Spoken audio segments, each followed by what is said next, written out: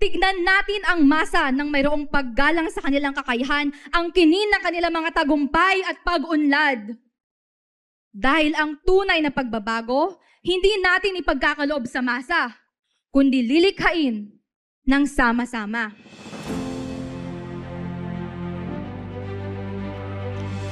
Akala ko noon, ang paggalang ay nasusukat sa pagsambit ng po at opo.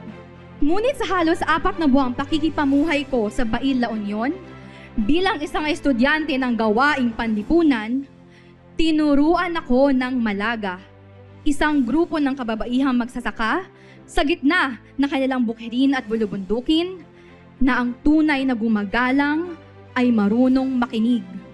Maraming tunog sa ating universidad na marahil hindi na natin nabibigyang pansin. Ang humihinang busina ni Manong dahil sa taas ng krudo. Ang kumakalam na sikmura ng mga batang maghapong naglalako na lumpiang toge.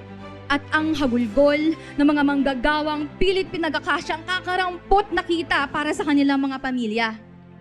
Ang lingkod bayan na lubos na gumagalang ay marunong makinig sa pulso ng masa.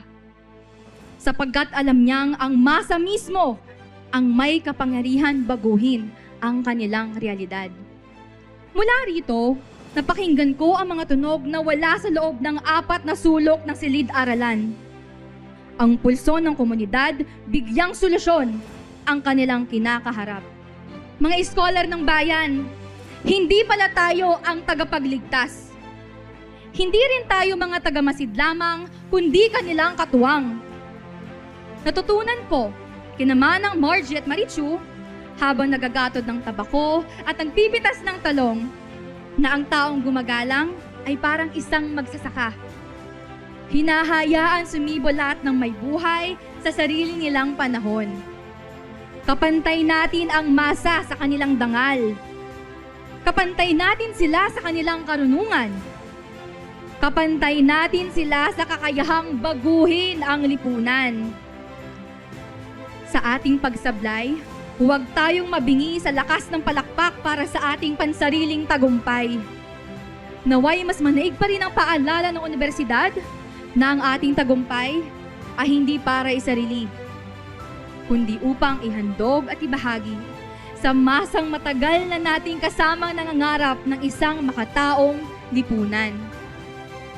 Higit pa sa utak at puso, dalhin natin ang ating mga pandinig upang mas marinig natin ang daing ng mga batang nagugutom, buntong hininga ng mga manggagawang napapagod at hikbi ng mga magsasakang nangangarap magkaroon ng sariling lupa. Kahit gaano pa man binubusalan ang bibig ng mamamayan, naway mas maging matapang tayong makipag-isang puso kasama sila. Hanggang sa dumating ang araw, hindi na natin kailangan pang sumigaw para lamang marinig. Sapagkat hindi nagbibingi-bingihan ang tunay na kagalang-galang. Maraming salamat po.